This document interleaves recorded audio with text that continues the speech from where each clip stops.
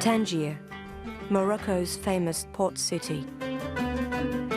Since the Madrid bombings last March, Tangier is no longer a place where East and West happily meet. The city is now known as Morocco's capital of radical Islam. Basically, the army of jihad here in Morocco is much more motivated than in other countries, in other Arab countries. Most of the Moroccan suspects in recent terrorist attacks have ties with this place. One of the most important is Amer Azizi. He's the subject of several arrest warrants, but remains on the run. He was charged only last April in Spain for his alleged role in helping plan the September 11 attacks on the US. He's also wanted by the Moroccan authorities for the Casablanca attacks in May last year. And now the Spanish police also want him for his role in coordinating the March 11 bombings in Madrid.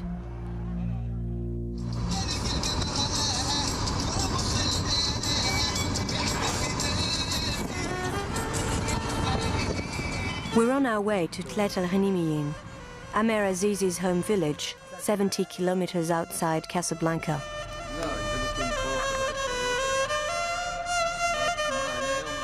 والدين مهمة يا غادي عند عزيزي غاديين لعند العائلة ديال المحامين عرفتي بالحشري وهذا صافي اللي غتلحق على اليمين بحالك الدار تمشي مع نيشان غتزيد واحد الكيلومتر كيلومتر ونص الدار اللي على اليسار الله يرحم الوالدين.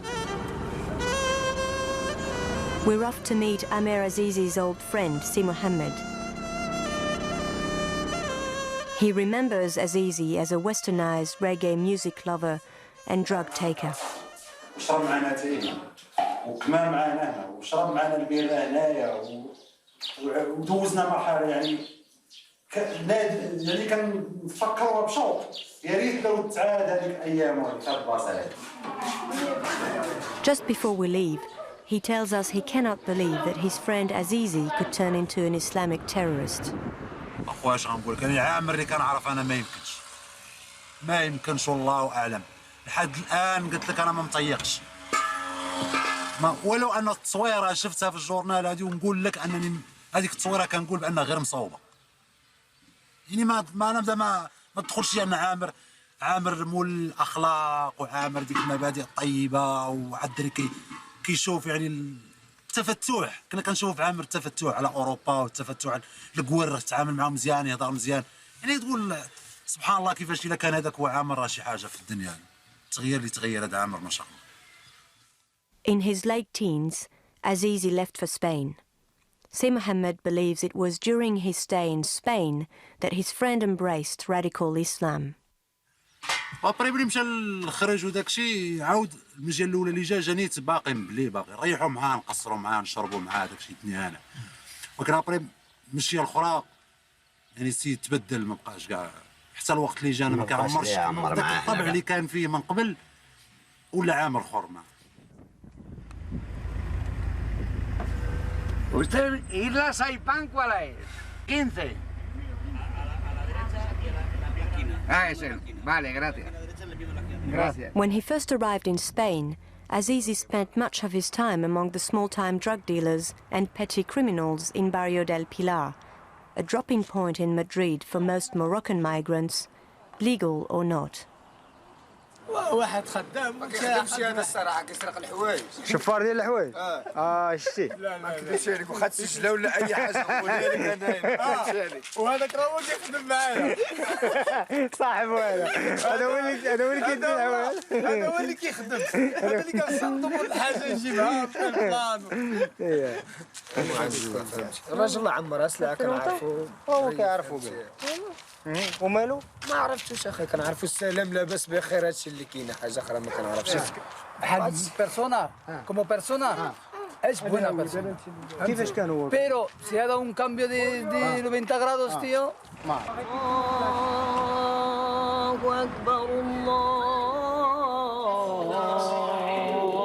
Later on, Amer Azizi began to pray at the Islamic Cultural Center in Madrid. لقد ربى الإسلام المسلمين على مكارم الأخلاق ومحاسن الفعال. The mosque recently came under scrutiny. Many suspects in the Madrid bombings were regulars here, but the Imam, Dr. El-Masiri, is now trying to distance himself from the events.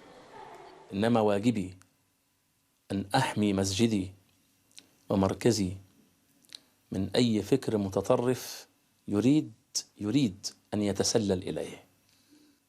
وهذه فتوى مني صدرت بأنه أي مسلم يجب عليه إذا علم شيء جريمة سوف تقع أن يبلغ عنها قبل وقوعها. Azizi became a regular at the mosque, and in the late 90s, it was clear his religious beliefs had become more radical. In June 2000, he interrupted a memorial service for the late Syrian president Hafez al-Assad, who, fundamentalists argue, betrayed Islam. Mosque spokesperson Mohammed al-Afifi. وهو انفعل على أساس أنه كان يعتبر أن حافظ الأسد لا يستحق صلاة غائب من وجهة نظره، ولهذا انفعل. لكن هذا الأمر إحنا نرفضه، لأنه لا شأن لأحد في هذه الأمور، ولا نسمح بمثل هذا ما حدث. After the falling out, Azizi left this congregation to seek out more radical Islamic prayer halls. This is where he started to mingle with the more extreme elements of the Madrid Muslim community. It was during that time that Azizi became active in terrorist circles. Dateline has a copy of Spain's major anti-terrorism report written by Judge Baltasar Garzón. In these 600 pages, Aziz is mentioned frequently. Scores of phone calls with Abu Dada, the alleged leader of Spain's Al-Qaeda cell, are summarized. They make it clear that Azizi wasn't just a foot soldier. He was Abu Dada's right-hand man. Terror attack in the heart of Madrid. Several bombs tear through commuter trains, killing more than 60. 4 months after the carnage, the identity of the mastermind is still unclear, but investigators are convinced of Azizi's involvement. The Spanish government is today trying to draw links and to understand the full picture. The full picture includes Azizi. It does not include. Jean-Charles Brizard is an independent intelligence consultant brought into the Madrid inquiry because he's the lead investigator for the 9/11 lawsuit. He says Azizi had been in frequent contact with many of the Madrid bomb suspects in the weeks leading up to the bombings.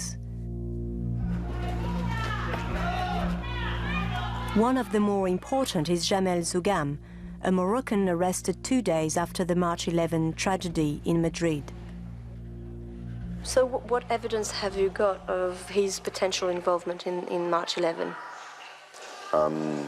The evidence is frequent contacts very soon prior to March 11 with several of the suspected individuals in these bombings, including Zougam. By contacts, I mean phone contacts or physical contacts? Yes, phone contacts, yes. We also know that he,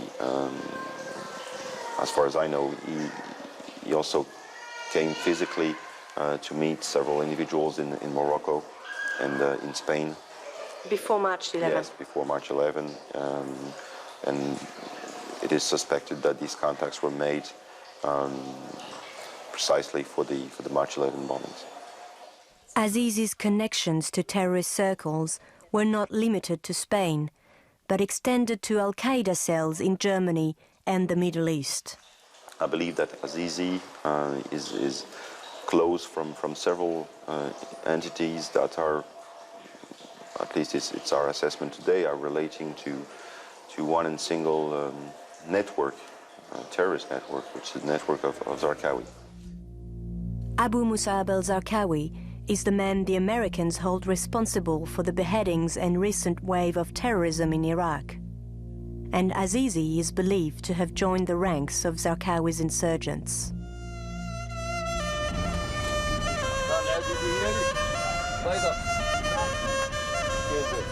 To try and understand how an ordinary Moroccan boy could turn into one of Europe's most wanted terrorists, we tracked down Azizi's mother in the field near the family house back in Azizi's home village. أنا راح حاجة ما نكذب ما والو ولدي ما عرفته ما تلجع عندي ما تلجع دابا كوني وتوحشيني كي بلاتي راني تنحيا لا والله الا غزاله بحالك تبارك الله عليك قول لي وما بقاش جا شحال هادي ما بقاش جا عندك شحال دابا ما جاش بزاف الصيف اللي فات كان هنا اييه هاد الصيف اللي فات لا وليدي ما كانش الصيف دابا نقول لك امتى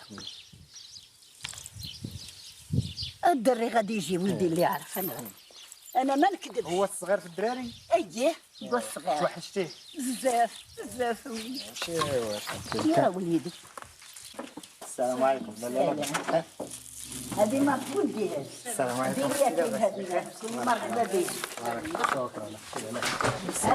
Abdelaziz is Amer Azizi's elder brother. He tells us about Aziz's early life, a tough one given that he was raised without either parent.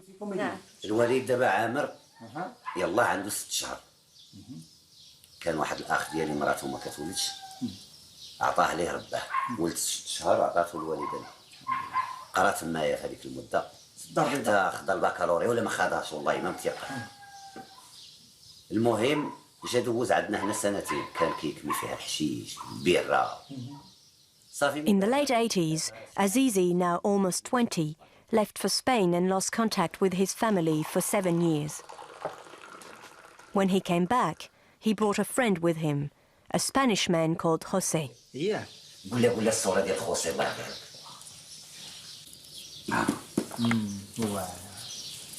هو هذا اللي تصوره هو هذه أنا كان جاي كيضربوا في لابيار هنايا كيريحوا. Investigator Jean-Charles Brizard says the Spanish man in question is none other than José Galán González, or Yusuf Galan, another important Al-Qaeda operative. Yusuf Galan is important in the Al-Qaeda cell. He's the one who makes the link with Jamia Islamia, and especially with someone named Palin Dungan, usually referred as Palin by these individuals. Palin Dungan Siregar is an Indonesian. He's the commander of an Islamic military training camp in Poso on the Indonesian island of Sulawesi. And Yusuf Galan used to send him new recruits. One of them was Moroccan Amer Azizi. So in this document, which is part of the investigation, the first Al-Qaeda cell, which was dismantled in Spain, we can see that other individuals were attending this camp, and they mention Amer Azizi. According to this document, details found in the camp's registry prove that Azizi trained in Poso for some time. When they searched Azizi's flat in Madrid, the police found 3 maps of Poso and a copy of a letter addressed to Yusuf Galan. The author is Palin Dungan Siregar. In the letter, Siregar appeals for money. Right now we need funds to carry out the jihad. Today we will have to return 10 homemade rifles, of the better ones, because we don't have money to pay for them.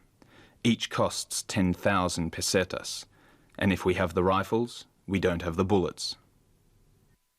You people can do a lot for us here. For just 5 million pesetas, we could buy a 200-hectare island that could be very useful. But our main need right now is weapons. The presence of this letter in Azizi's flat convinced the Spanish police of his direct involvement in raising funds for the Indonesian camp. It wasn't long before Amer Azizi had gone from foot soldier to fundraiser and then recruiter himself. Well, he appears in the investigative files as the one involved in the preparation and the recruitment of people to be trained in Indonesia, yes.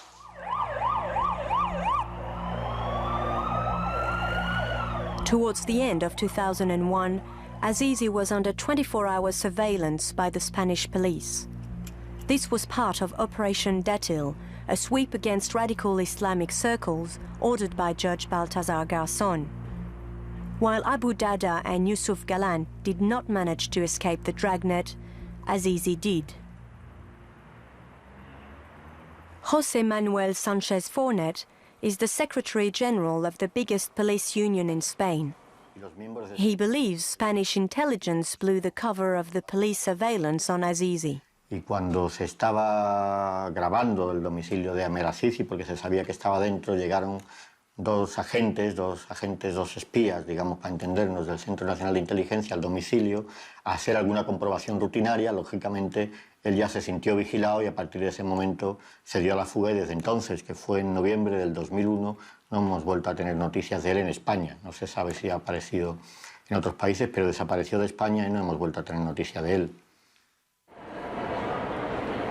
The terrorist attacks have not just left intense personal grief in Spain. They've exposed an extraordinary lack of coordination between intelligence agencies within Spain and in the region. It's true that almost more than the half of the individuals involved in the Spanish cell that committed the March 11 bombings was known before by at least 5 countries in Europe plus Morocco. Some warnings were sent. These warnings were in connection with individuals, not with specific plots or potential plots. It's true that most of these warnings were ignored as such because they intervened just right after the May 2003 bombings in Casablanca. And I've been told, and it was said, I think, that most of these warnings were put under the global denomination of, Moroccan paranoia. This dismissal of intelligence warnings as paranoia is particularly galling to the Moroccans. They feel they've been unfairly blamed for exporting terrorism to Europe. On reproche au Maroc d'avoir exporté et on n'arrive même pas à contrôler ce qui se passe dans leur pays. C'est grave ça. The voice on this recording is from Morocco's top anti-terrorism intelligence officer. For security reasons, he cannot be identified. He allowed this recording on a dictaphone in his office. He denies Morocco's responsibility in the bombings. Tous ces gens-là sont partis en Espagne. Complètement été fait. C'est chez nous. La planification, est-ce qu'elle était autrement? Non, c'était dans une ferme à 30 km de Madrid. L'objectif, il était là-bas. Donc, la part du Maroc, c'est parce qu'ils ont un passeport marocain. Back in Amer Azizi's home village, a similar sense of disbelief and even denial prevails. Moroccans simply refuse to be tarred with the label of terrorism. والشعب المغربي شعب مسامح. ناس مسالمين ومعروفه وكيشهد بها التاريخ من بكري. لا من عهد الرومان ولا من عهد البرتغال ولا حتى اسبان ولا اللي دخلت فرنسا ولا حتى ما يمكنش نسيئوا لشي واحد ما يسيئش لينا وربما يسيء لينا كاع ما نسيئوش ليه. شي كاع يسيء لينا وحنا نسامحوا. حنا شعب مسالم ومسامح. برافو.